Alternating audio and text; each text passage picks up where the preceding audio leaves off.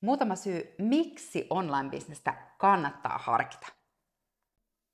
Niin moni meistä ihmisistä vihaa meidän omaa duunia. Ja yleensä se johtuu siitä, että vihaa sitä omaa esimiestä jostain syystä, tai sitten niitä ihmisiä, kenen kanssa tekee töitä. Ja näin sanotaan, että sä olet keskiarvo itsesi niistä ihmistä, kenen kanssa sä vietät aikaa. Online-bisneksessä sä valitset itse, kenen kanssa sä haluat tehdä töitä. Sä oot väkisinkin positiivisessa ympäristössä. Sä myös opit uusia asioita, kuten viestintää, tiimityötä, johtamista. Ja kasvat myös ihmisenä matkan varrella.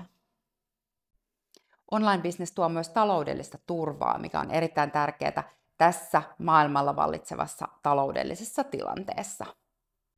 Online-business tarjoaa myös joustavuutta ja vapautta sun elämään, koska sä voit tehdä töitä ihan mistä sä haluat.